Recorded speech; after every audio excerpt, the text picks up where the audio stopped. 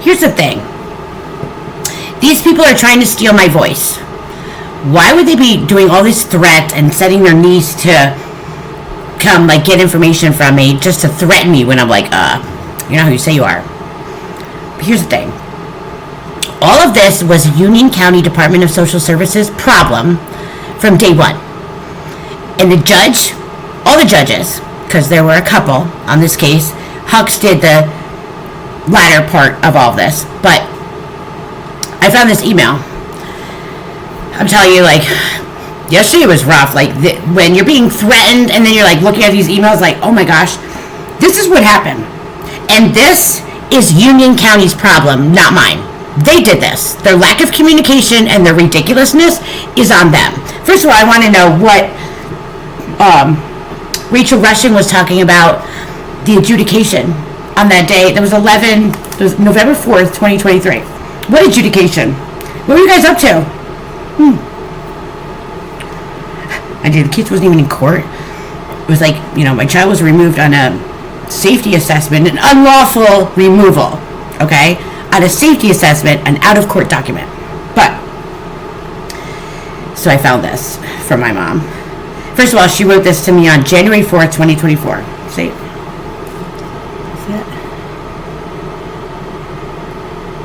That's fair. I'll have to put it back and say, okay.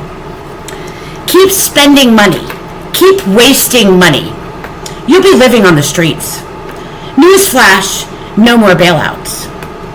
You're on your own. Start making adult decisions. Get an affordable one-bedroom now. This was 2 months after she came to my home and unlawfully evicted me. She came to my home, was like, bye, go live on the streets. This is all my shit now, so I can do what the hell I want with it and dump it and trash it. And literally, she came and took over my life, like, pretended to be Mora's mother. Like, I'm just being, like, dramatic on that part. But, like, literally, wouldn't let me see my daughter. Played all these little fucking mind games. But this is 2 months after. So anyone who tells me that Martha's, like, didn't know, was, like, trying to help is an idiot. Because 2 months later after, so she was here November 4th. Wouldn't let me see. Then on December 1st, that's when Mark wrote his little unlawful eviction letter. Like, oh, by the way, you're evicted January 1st. No, I was already evicted on November 11th when Martha moved in and changed the locks. Locks on the door, locks on the mailbox, unlawful eviction all the way around. The DSS signed off on. But 2 months later, she's saying, keep spending money. That shows you that Martha intentionally did this. I mean, I don't know if anybody questions that.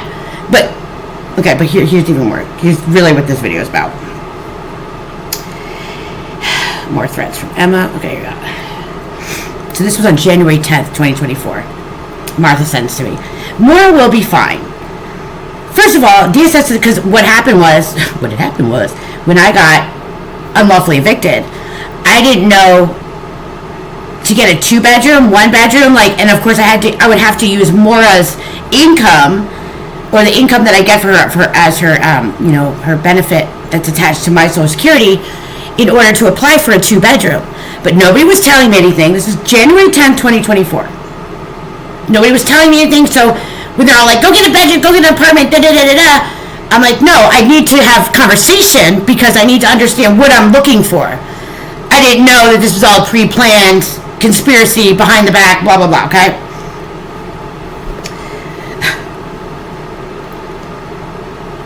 Maura will be fine. First of all, DSS doesn't care if you live in a 1-bedroom apartment with your child. Hundreds of families live that way. Get a 1-bedroom for now. You can always upgrade to a larger apartment if you can hold down a job and pay for it. How about, this is another thing, and guardian ad litem Jody Livingood, you're on the hook for this. Because my mom wasn't telling them that I was disabled and that we had purchased this condo for me. I'd given her money down. She was saying that that was my childhood home, and I was, like, basically flopping there. DSS found out about that later. So when I had a conversation on December 7th with Jody Livingood from the Guardian Ad Litem program, mind you, they're only listening to Martha, Emma, and Red, people who are totally lying in this conspiracy. When I spoke with her on December 7th, she documented that she had a really disturbing conversation with me when I told her from the motel room hey, I'm disabled. I can't afford all these motel rooms and stuff. And she thought that was a disturbing conversation. Well, I bet it was when you're being told that I'm a flopper and that was my childhood home. And I'm sitting here saying, like, no, I'm disabled. Like, I'm on what I meant was I'm on disability income. I can't afford these motel rooms. This is unreasonable. This is an unreasonable request of DSS. I mean, and the next day my daughter was taken into state custody because of my loco-ness. No, you know whose loco-ness it was? Y'all's. Because you don't know how to communicate. You don't know what you're doing. You just thought it'd be really funny just to, like, push mom, the one who's, taking care of this child for 9 years, out. We're just gonna listen to these people who are not even in the child's life. That's what they did. I just had okay, hold on. Okay, so this is January 10th, 2024. But, she says, but. This is okay. So, you can always upgrade to a larger apartment if you can hold down a job and pay for it. But, more than likely, Maura will not be living with you due to your erratic behaviors. You refuse drug testing? Not true. You are not showing up for mental health evaluations? Not true. Your text messages are extreme, disrespectful, and plentiful? Not true.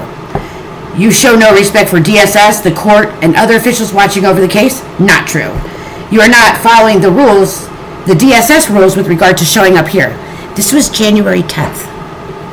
This is the day that the show cause or whatever, or the motion for review was entered for a 5-day late for January 16th, 2024, which is a 5-day notice. It's supposed to be 15 for a motion for reviews in North Carolina under DSS case, under child welfare case. But they forgot that this wasn't a custody case, it was a child welfare case, because they're all very confused because the money involved. So this is the day that they issued that. And then on January 16th, that's when Martha reported that I was, like, coming around the house, knocking on doors, and, like, being creepy. Being like a stalker, creepy person. What you refuse to understand is that until your behaviors drastically improve, you won't even see Maura, much less have her living with you. You might try looking in areas that are less expensive. Absolutely. When Martha told my daughter on day 2, when she got here, that I'm having a psychotic break, once again, narcissists always tell on themselves. Martha was having a psychotic break. Her psychotic break was like, she was gonna, don't die, Kelly. I'm not kidding. Like, my mom, this is how she handles people. She did it with my dad, too. My dad, who's not here. I mean, he was passed on. She pretends people are dead in her head. But the thing is that she's so psychotic that she's killed them off in her head. Okay, this is the psychological psychopath. I don't know. I need a mental health. She needs an evaluation, for real. No shits about it. But she kills people off in her head, and then she does things to them that would, like, make them die, or she doesn't care if they die, or her tactics or whatever. Like, there's, like, no care whatsoever because she's already killed them off in her head. She's killed me off in her head. I didn't know that. I had an idea, though. Because when all this started, and she told me that she found, like, crystals or methamphetamine in my cabinets, I thought she had dementia. I'm like, my mom's losing it. That's why I was calling my aunts and my sisters. Like, I didn't talk to them for years. But that's when I started reaching out to them because I was concerned that my mom had, like, dementia, or she was, like, not all there. I didn't realize that this was like a plan. You know what I mean? But how is it that on the show cause motion that was issued on January 10th, 2024, this exact narrative, except for the drug testing, DSS knew. They knew that they sent me for drug testing and never put in a referral in the beginning. And then they knew what they were going to do in April and forward with the Jocelyn Hayes as a retaliation method, is that they were going to send me for drug testing without a control number and say that I was on fentanyl or some bullshit like that. No doubt in my mind. There is no doubt. The retaliation and the level of emotional immaturity and unethical and disgusting behaviors, not just on the DSS workers, but on the whole court system and DSS and the county commissioners. Like, grow up. Grow up. You're going to sick your little niece, your drug addicted, pain pill selling, niece on me to get information.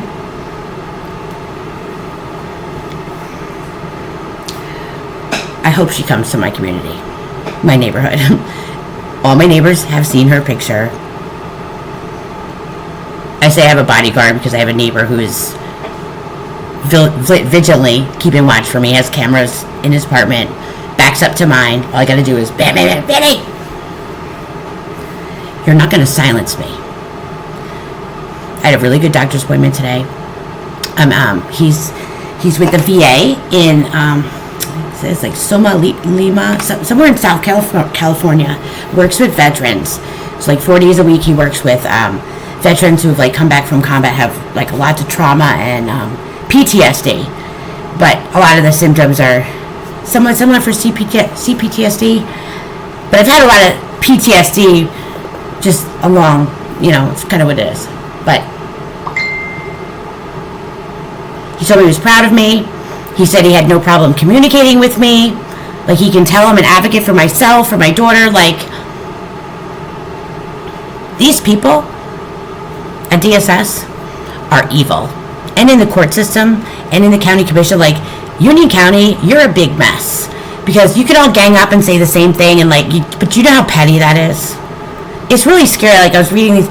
Yesterday was a really rough day. I don't know why. I'm feeling a lot of guilt because I'm seeing how much my family was involved. But don't get anything twisted, because Emma Roseborough is 100% involved in this.